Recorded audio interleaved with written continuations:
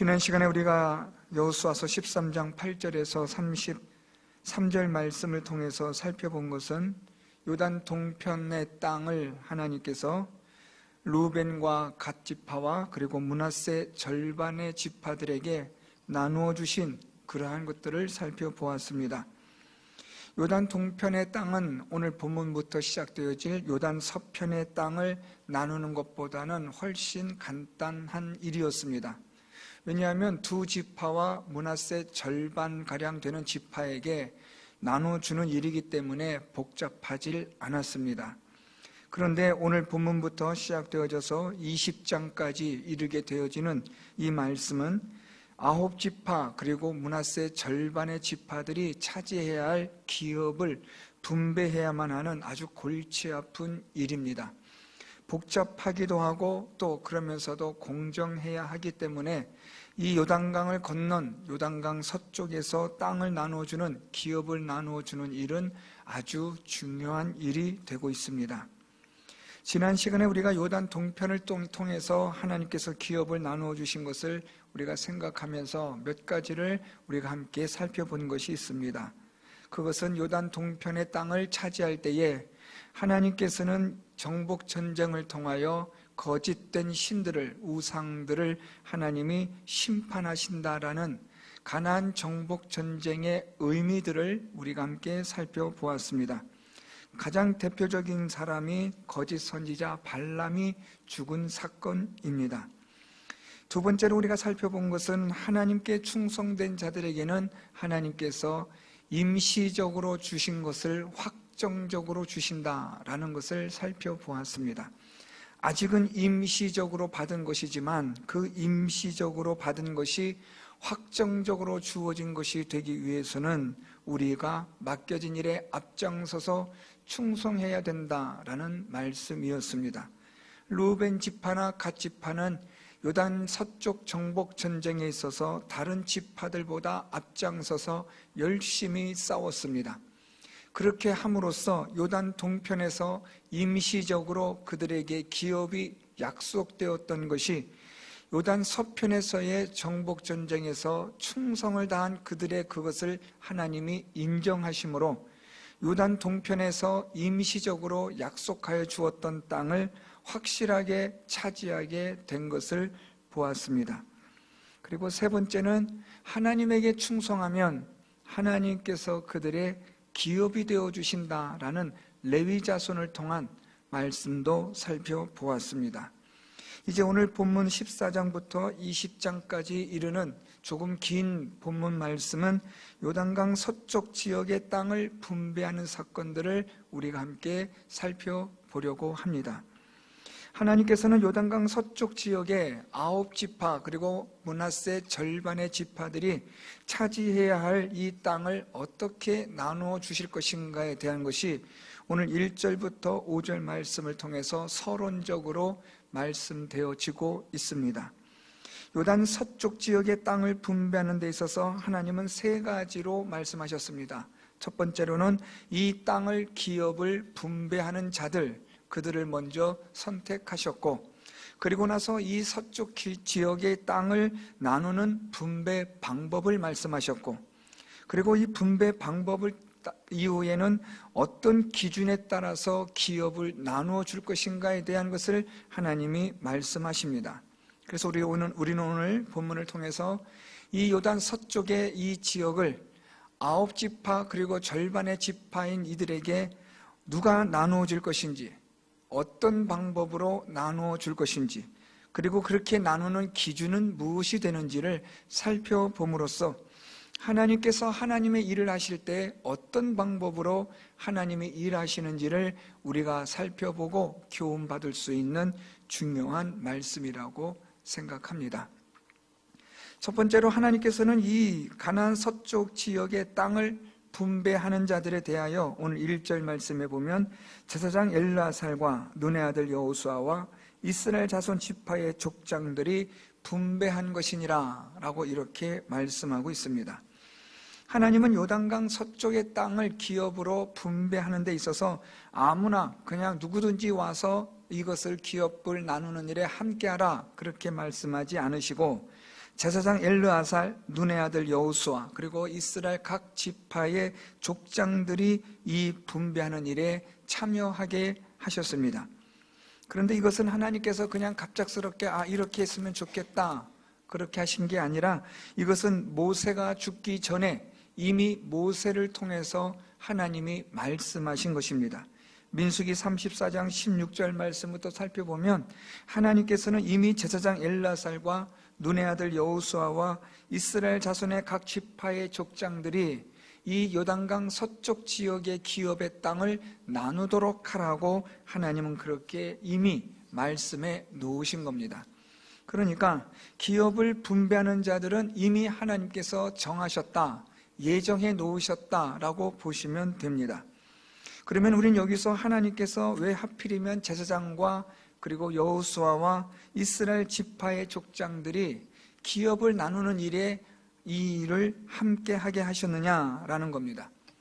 먼저 첫 번째로 제사장을 하나님께서 이 기업을 나누는 일에 함께 하게 하신 것은 우리가 곧 살펴보겠지만, 이 기업을 나누는 방법에 있어서 제비를 뽑는 일이 되기 때문에 제비를 뽑는 우림과 둠밈을 통한 이 일은 반드시 제사장이 있어야만 하기 때문입니다. 또한 여호수아는 모세를 대신하는 이스라엘의 지도자이기 때문에 명목상 여호수아도 이 자리에 있어야만 하는 명분을 갖추게 하셨다라는 겁니다. 그리고 좀 더 실리적으로는 이스라엘 각 지파의 족장들이 함께 함으로써 자기들의 지파의 기업을 나누는 일에 적극적으로 참여할 수 있도록 문을 열어 놓으셨다라는 의미에서 아주 중요합니다. 제사장을 통해서 하나님께서 이 기업을 하나님의 뜻대로 나누실 것이라는 것과, 그리고 여호수아를 통해서 이 기업을 나누는 일에 있어서 전체적으로 주도하는 자는 바로 이 모세의 뒤를 이은 여호수아가 하는 것이요, 그리고 각 지파마다 대표되어지는 족장들이 나와서 자기들의 기업을 받는 일에 힘을 다하여 이것을 차지하는 일에 동참할 수 있도록 허락하신 일이었다는 것입니다. 이렇게 하여 하나님께서는 하나님이 세우신 자들로 통해서 하나님의 일, 하나님의 기업을 나누는 일을 행하게 하셨다라는데, 오늘 우리가 그 첫 번째 하나님께서 기업을 나누는 것을 볼 수 있습니다. 두 번째로 하나님께서는 그러면 이 기업을 어떤 방법으로 나누셨는가에 대해서 오늘 2절에 보면, 여호와께서 모세에게 명령하신 대로 그들의 기업을 제비 뽑아 9지파와 반 지파에게 주었으니 라고 말씀합니다. 하나님께서 요단강 서쪽 지역을 나누어 주시는데, 나누어 주시는 방법은 제비를 뽑아서 주게 하셨다라는 것입니다. 제비를 뽑으셨다라는 이 말씀 속에서 우리는 아주 중요한 것을 보게 됩니다. 그것은 바로 이 지파마다 기업을 나눠주심에 있어서 전적인 하나님의 주권과 하나님의 의지로 하나님께서 행하셨다라는 사실입니다. 사람의 생각이나 계획이 아니라, 사람의 방법이 아니라 전적인 하나님의 뜻, 하나님의 주권에 따라, 의지에 따라 하나님께서 이 각 지파의 기업을 나누어 주셨다라는 사실입니다. 이렇게 하여서 하나님의 뜻이 이루어지고 하나님의 계획하신 바가 이루어지게 행하셨다라는 사실입니다.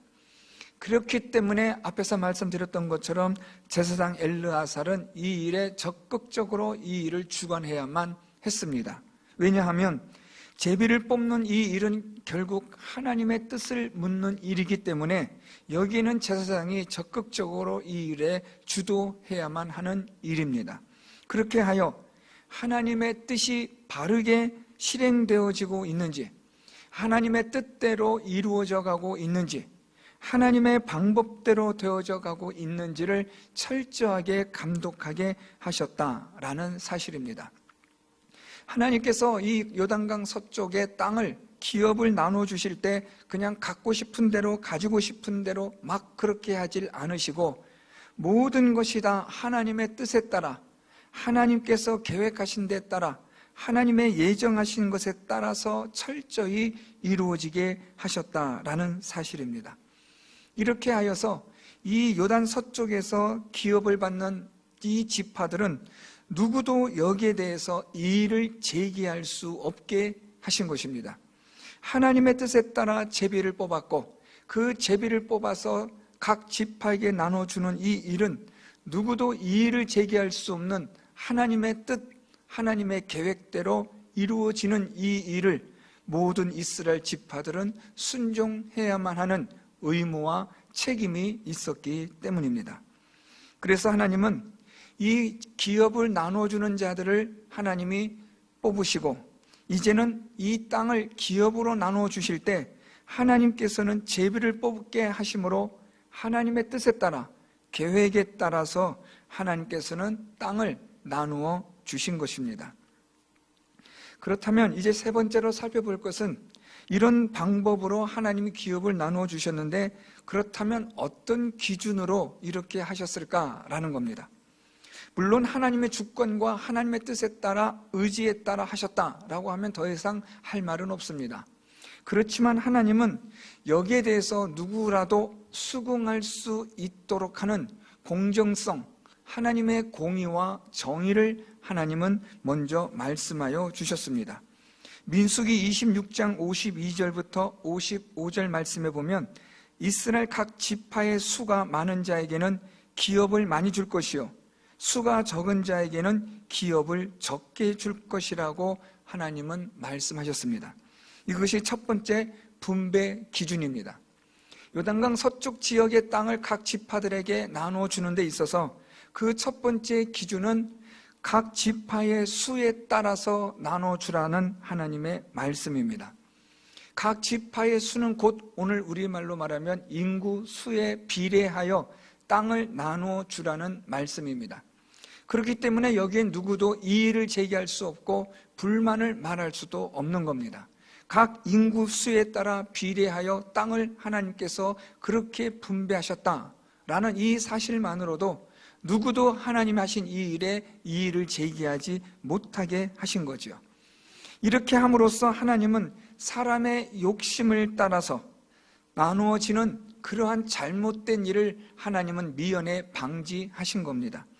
하나님께서 제비를 뽑아서 이 땅을 나누어 주시는데 이 제비를 뽑는 것도 요즘 오늘날 말로 그냥 복불복식이 아니라 각 지파의 수에 따라서 적절하게 비례하여 나누어 주라는 하나님의 공의와 정의가 담겨져 있는 그러한 기준이 되고 있습니다.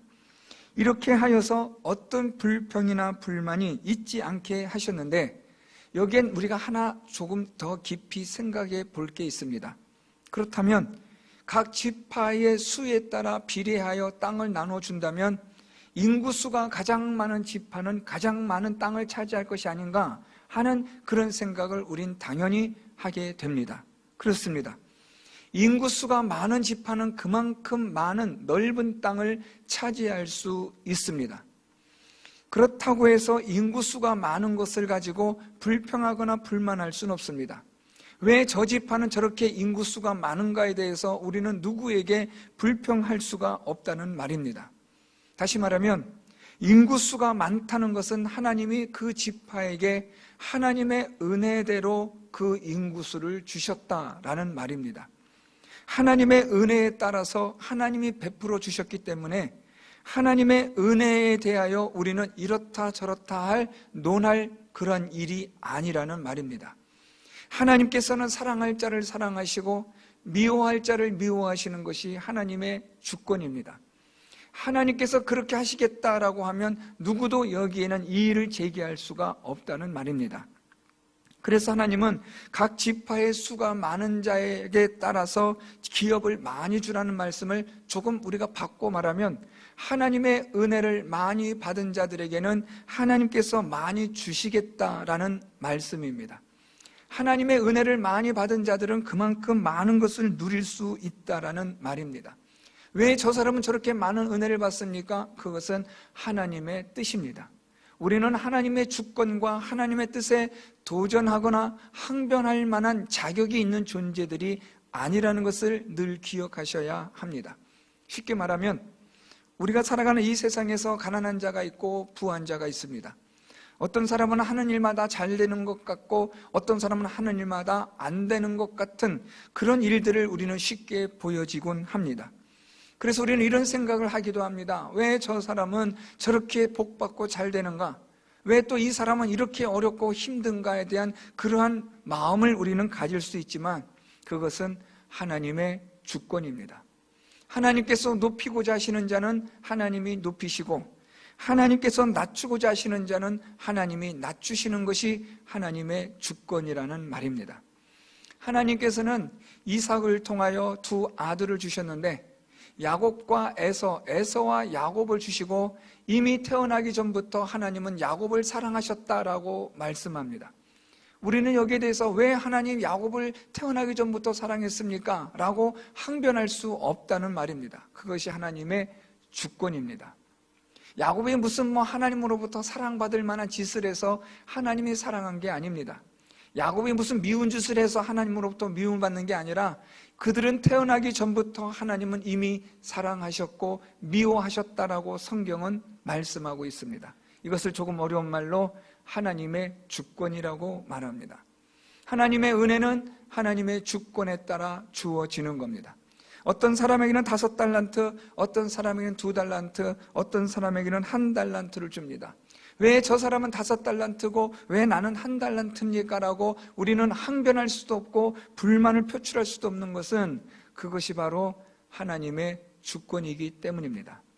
우리는 하나님 앞에서 어떤 것도 받을 만한 자격이나 조건이 다 갖춘 자가 아니라는 것을 여러분 늘 기억하셔야 합니다.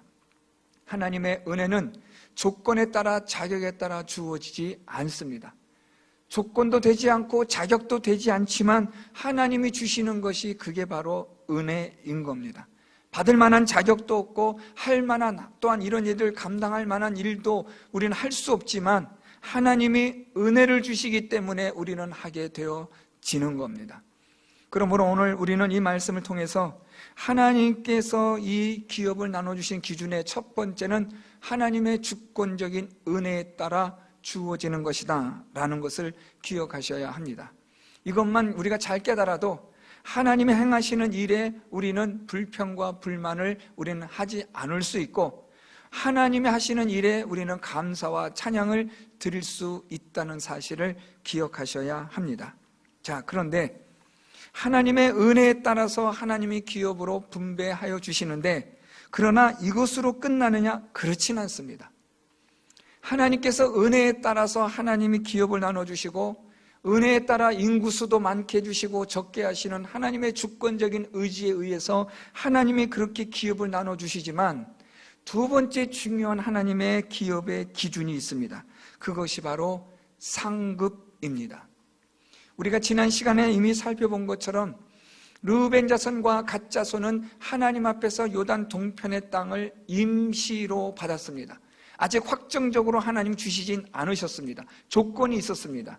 요단강을 건너서 요단 서쪽에서 정복 전쟁을 할 때 이 르우벤 지파와 갓 지파와 므낫세 절반의 지파가 힘을 다해서 싸워야만 요단강 동편에 임시로 주어진 땅을 나중에 영원히 너희들이 차지하게 할 것이라는 약속의 조건이 있었습니다. 그래서 르우벤과 갓 지파는 요단강을 건너서 가나안 정복 전쟁을 할 때 그들은 앞장서서 열심히 싸웠던 지파였습니다.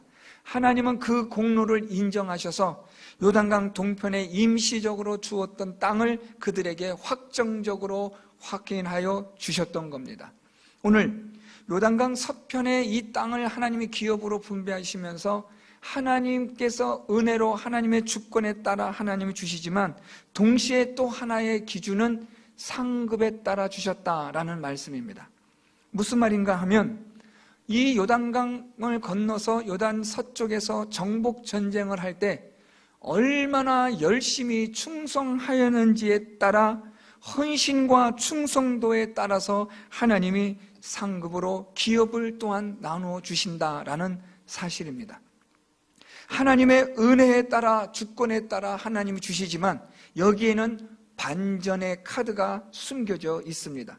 하나님이 은혜로 우리에게 주시고 또한 그 은혜로 우리는 하나님께 주신 것을 받지만 그러나 여기서 우리는 더 가져갈 수도 있고 있는 그 자리에서 그것으로 족할 수도 있다는 말입니다.